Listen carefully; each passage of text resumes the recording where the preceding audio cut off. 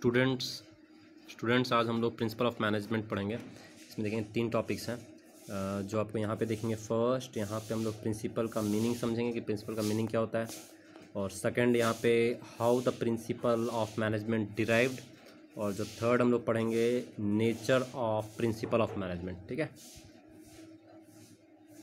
तो सबसे पहले यहाँ देखेंगे principle of management are the universal nature and apply to every type of organisation. जो प्रिंसिपल ऑफ मैनेजमेंट है हर ऑर्गेनाइजेशन में ये अप्लीकेबल है, कहीं भी आप लगा सकते हैं। वो ऑर्गेनाइजेशन क्यों ना वो इन ट्रेडिंग हो या मैन्युफैक्चरिंग ऑर्गेनाइजेशन हो या आपका प्राइमरी सेक्टर हो, सेकेंडरी हो, टर्सरी हो, सभी जगह। ठीक है, बिजनेस हो, नॉन बिजनेस ऑर्गेनाइजेशन, सभी जगह ये अप्लीकेबल है, तो इम्पॉर्टेंट है। यहाँ पे पहले प्रिंसिपल का मतलब समझेंगे हम लोग। यहाँ पे principal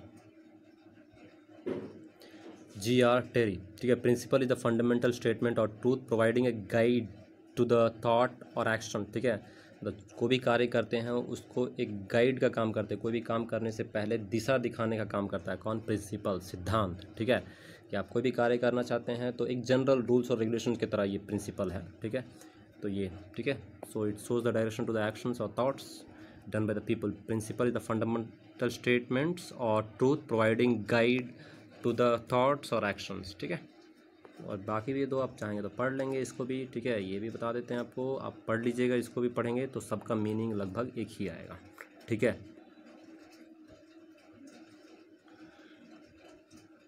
A principle is a fundamental truth. ये Edwin B Flippo has given is a fundamental truth and it is generally stated in the form of cause and effect relationship. ठीक है, जैसे कॉज आपका जैसे डिवीजन ऑफ वर्क है, तो आपको देखिए डिवीजन ऑफ वर्क करने पे कोई भी काम को अगर आप डिस्ट्रीब्यूट करते हैं छोटे छोटे सेगमेंट्स में, तो क्या होता है, अफेक्ट क्या होता है, एफिशिएंसी बढ़ जाता है, काम अच्छा से हो जाता है। तो ये कॉज हो गया डिवीजन ऑफ वर्क, और मतलब कारण, और उसका इफेक्ट क्या हुआ, एफिशिएंसी बढ़ गया। तो ये भी आप देखेंगे, तो ये आपका एडविन वी फ्लिपो के द्वारा दिया था। फिर कुंज एंड ओडनर के द्वारा management principles are fundamental truth of general validity which have a value in predicting the result of the management actions. ठीक है, तो मतलब प्रिंसिपल्स जो कि आपका कुछ जनरल रूल्स और रेगुलेशंस हैं जो आपका कहीं ना कहीं मैनेजमेंट एक्शंस को ठीक है प्रेडिक्ट करने में हेल्प करता है। देखिए how the principle of management derive. ठीक है, तो बेसिकली ऑब्जर्वेशन और एक्सपेरिमेंट्स के आधार पे ये आया है अस्तित्व में। ठीक है, मतलब ऑब्जर्व किया गया कि यहाँ पे देखेंगे फर्स्ट 2 आपका है। ठीक है, how it is derived on the base of the observation on the base of experimental studies. ठीक है, तो यहाँ पे देखेंगे first on the base of observation क्या देखेंगे। Under this method manager observe and analyse the particular event which he faces in the actual practice. ठीक है, उसको जो प्रॉब्लम आता है, मैनेजर्स को कई प्रॉब्लम्स आए तो ही प्रिंसिपल इसका सॉल्यूशन के तौर पे प्रिंसिपल ऑफ मैनेजमेंट बन गया। ठीक है, तो समझेंगे पहले प्रिंसिपल ऑफ मैनेजमेंट कैसे आया अस्तित्व में। तो ये इसका आधार है ऑब्जर्वेशन और एक्सपेरिमेंट एंड स्टडीज़।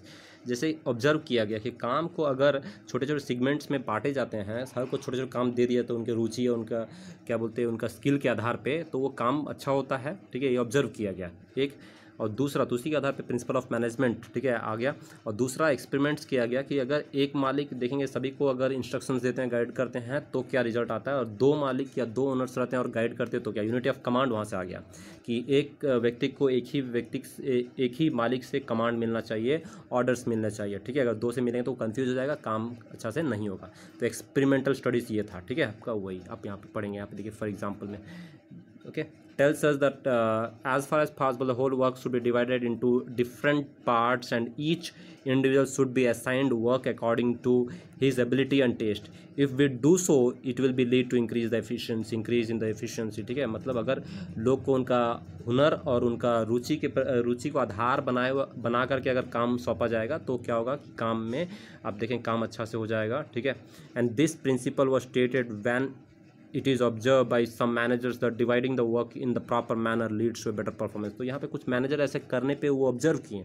ठीक है, उनका ध्यान में ये आया, तो ये ऑब्जर्वेशन के आधार पे। और एक्सपेरिमेंट देखिए कैसे, यहाँ पे देखिए under this method an experimental study is conducted by the researcher. यहाँ पे आप देखेंगे ठीक है deriving the principle of management. Example यहाँ पे दिया हुआ है, देखिए यहाँ पे एग्जाम्पल देखेंगे the management of 2 groups of the people in which 1 headed by the single boss and where the second is headed by the 2 bosses may be may be compare, ठीक है। एक दो ग्रुप था, मान लीजिए एक ग्रुप में एक ओनर कमांड दे रहे थे, इंस्ट्रक्शन दे रहे थे, जो कि दूसरा ग्रुप में दो ओनर्स थे और इंस्ट्रक्शन दे रहे थे। When it is found that performance of the first group is higher, तो यहाँ पे पाया गया कि दोनों का ग्रुप में से काम कौन अच्छे से किया, फर्स्ट ग्रुप, ठीक है। तो इससे क्या कंक्लूजन आ गया कि यहाँ पे एक्सपेरिमेंट ये प्रूव कर दिया कि बेसिकली अगर मान लीजिए कुछ ग्रुप ऑफ पीपल्स को एक ही कमांड देता है, एक ही मालिक देता है, तो यहाँ पे काम अच्छा से होता है, एफिशिएंटली और इफेक्टिवली होता है, टाइम पे भी हो जाता है और रिसोर्सेज का भी सही से इस्तेमाल होता है। Unity of command was derived, ठीक है। तो यहाँ पे दो चीज़ आपको सिर्फ याद करना, how it has been derived on the basis of observation and on the basis of experimental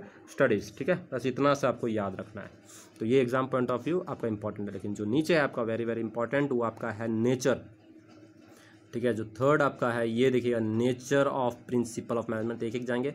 universal applicability पहले ही बता दिए, वो बिजनेस हो, नॉन बिजनेस ऑर्गेनाइजेशन हो, प्राइमरी सेकेंडरी टर्सरी सेक्टर हो, ट्रेडिंग यूनिट हो या आपका मैन्युफैक्चरिंग यूनिट हो, सभी जगह आपका प्रिंसिपल ऑफ मैनेजमेंट अप्लीकेबल है, ठीक है। तो आप देखेंगे I think universality refer to that truth which is equally applicable in all spheres both the business and non business, ठीक है। तो सभी जगह। दूसरा देखेंगे आपका जनरल गाइडलाइंस है। देखिए जनरल गाइडलाइंस है, ये नहीं कि स्ट्रिक्टली अप्लाई करना, इसका एक क्या बोलते हैं आपका कन्फर्मेशन रिजल्ट आएगा, ऐसा कुछ नहीं है, ठीक है। लोग को रुचि ही नहीं रहेगा। तो the principle of management are not definite like the principle of physics and chemistry. वहाँ पे फिजिक्स एंड केमिस्ट्री में स्ट्रिक्टली आपका मैंडेटरी रहता है कि आप अप्लाई करेंगे तो आपको रिजल्ट आएगा ही आएगा।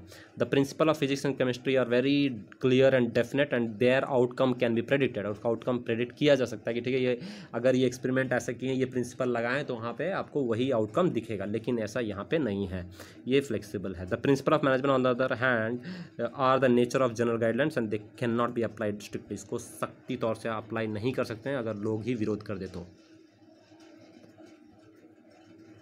Form by practice and experiment, जो कि हम लोग पहले ही पढ़े कि ये प्रैक्टिस पे है और एक्सपेरिमेंट के आधार पे है, ठीक है।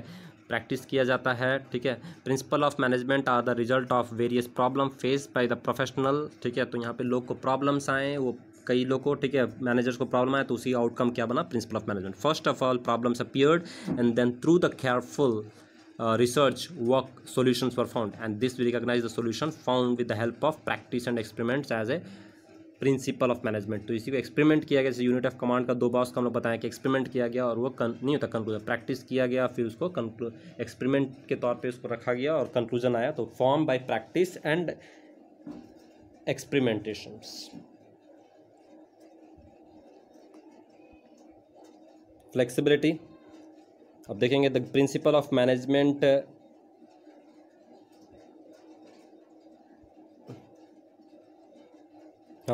The principle of manage flexibility, the principle of management as they exist today are not in the form of final truth, ठीक है। तो यहाँ पे देखेंगे कि यहाँ पे ज़रूरी नहीं कि ओल्ड प्रिंसिपल्स आर अल्टर्ड। आप जो भी प्रिंसिपल्स अप्लाई कर रहे हैं ज़रूरी नहीं कि वो फिर से कि आपका फ्यूचर में भी वो अप्लाई हो जाएगा, ऐसा नहीं है,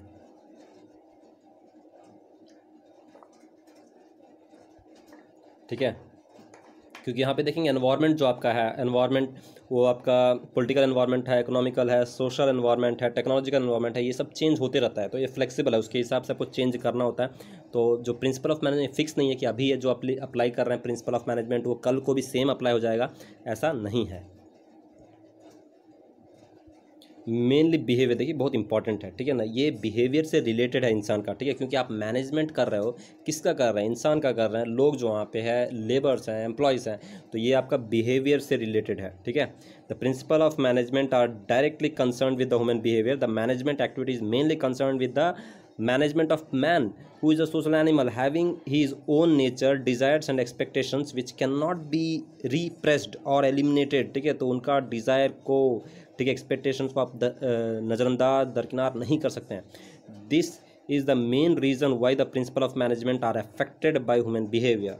Often human behavior is the main hindrance in the successful application of the management principle. For example, the principle of division of work is usually adopted for increasing efficiency, but after doing the same repeatedly the person may get bored human behavior and there may be resulting in the decrease in efficiency. देखिए यहाँ पे ज़रूरी नहीं कि अगर माना division of work आप अपना अप्लाई किया, सभी को छोटे छोटे काम सौंप दिए, लेकिन अगर एक ही काम को रिपीटेडली कर करके बोर हो गए और अगर मान लीजिए कि अब बोर हो गए तो उनका वो सही से काम नहीं करेंगे तो एफिशिएंसी आप देखेंगे रिसोर्सेज का वेस्ट होगा और टाइम पे भी ऑब्जेक्टिव अचीव नहीं होगा। तो ये बिहेवियर से रिलेटेड है, मतलब लोग का बिहेवियर पॉजिटिव होना चाहिए, तभी ये प्रिंसिपल ऑफ मैनेजमेंट अप्लीकेबल होता है। Relationship of cause and effect बहुत इंपॉर्टेंट, स्टूडेंट्स कंफ्यूज होते हैं। ये दो जो आपका है relationship of cause and effect और कंटिजेंट, इसको अच्छा समझेंगे तभी केस स्टडी सॉल्व होगा, ठीक है। तो यहाँ पे देखें the principle cause and effect, we are seeing this one ना, ठीक है। Principle of first we are going to see this principle relationship between the cause and effect. देखिए सरल भाषा में ये है कि अगर मान लीजिए कि हम लोग डिवीजन ऑफ वर्क करते हैं तो आपको उसका इफेक्ट दिखता है, क्या चीज़, एफिशिएंसी, बस यही है आपका इसका एक लाइन में आंसर, ठीक है। कॉज क्या है आपका डिवीजन ऑफ वर्क, इफेक्ट क्या है आपका बेसिकली काम एफिशिएंटली हो जाना। The principle of management establish A relationship between the cause and effect, they specify what the unlimited ultimate outcome will be in the particular situation work is done in a particular manner. For example, in according to the principle of division of work, the work is divided into different parts and each part being assigned to a particular person according to the interest and capability. मतलब छोटे छोटे parts में लोग काम को distribute कर देते हैं लोग का इंटरेस्ट और क्षमता के आधार पे, and then it will be result in the increase in overall efficiency, ठीक है। तो उसके कारण क्या होता है, एफिशिएंसी बढ़ जाता है, रिसोर्सेज का सही से इस्तेमाल होता है, रिजल्ट हम लोग प्राप्त कर लेते हैं टाइम पे। In this case division of work is the cause and increase in efficiency is the effect, and it is the same manner the outcome. The other principal of management also establish relationship between cause and effect. तो इसमें आपका cause क्या हुआ, आपका division of work, और जो आपका efficient काम अच्छा से हो जाना वो आपका इफेक्ट था, ठीक है। और कंटिजेंट तो बहुत इसका सरल भाषा में ये बोलेंगे, देखिए अगर इंसिडेंट होगा तभी ये प्रिंसिपल ऑफ मैनेजमेंट अप्लाई कर सकते हैं, अगर नहीं तो नहीं, ठीक है। तो इसको पढ़ेंगे हम लोग। The principle of management are not fix और permanent, they are affected by the situation और circumstances, therefore the decisions are implemented them or not is taken according to the situation or circumstance. For example, according to the principle of division of labor, a worker should be assigned definite part of a job time and again so that efficiency is increased. But on the contrary, if the workers are fed up with the doing job repeatedly, the application of this principle will not be beneficial, therefore it will have to be changed, ठीक है। अगर मान लीजिए कि नहीं होता division of work करने से नहीं होता, डिवीजन ऑफ वर्क करने से काम नहीं होता, एफिशिएंटली हो जाता है छोटे छोटे, लेकिन अगर लोग ही बोर हो गए हैं, ठीक है, कि एक ही काम को लगातार कर करके, तो वहाँ पे देखेंगे सर्कुमस्टेंसेस, ठीक है। तो सर्कुमस्टेंसेस अगर मान लीजिए फेवर में है तभी वो अप्लीकेबल होगा, सर्कुमस्टेंस फेवर में नहीं है तो नहीं होगा, ठीक है। मतलब माहौल पे डिपेंड है कि अगर वो पॉजिटिव माहौल है तभी डिवीजन ऑफ वर्क अप्लीकेबल होगा, सर्कुमस्टेंसेस पे डिपेंड है, ठीक है। आप इसको पढ़ेंगे और देखिए इसका इंपॉर्टेंट हम आपको बताते हैं। इसमें आप प्रिंसिपल ऑफ मैनेजमेंट का, ठीक है, प्रिंसिपल ऑफ मैनेजमेंट देखिए यहाँ पे कोई एक डेफिनेशन आप चाहेंगे तो आप लिख लेना, जैसे ये वाला बोलेंगे आपको एक डेफिनेशन एज ए टास्क आप लिखेंगे ये वाला, और दूसरा इसको आप सिंप्लीफाई हाउ और the principle of management derive, दो आपका है यहाँ पे, ये दो टॉपिक को आप सिंप्लीफाई करके आप लिख लेना, ठीक है। जैसे यहाँ तक आप लिख लो और यहाँ तक लिख लो। उसी तरह आपका nature and nature of principle of management, ठीक है, इसको भी सिंप्लीफाई करके आप लिख लेना, ठीक है। तो ये आपका टॉपिक रहेगा nature of principle, how the principle of management derived, और फिर प्रिंसिपल का जो भी डेफिनेशन है वो आप लिखेंगे एज ए टास्क, ठीक है। ओके, आपको 2 बार 3 बार पढ़ेंगे, वीडियो को देखेंगे, समझेंगे स्टूडेंट्स।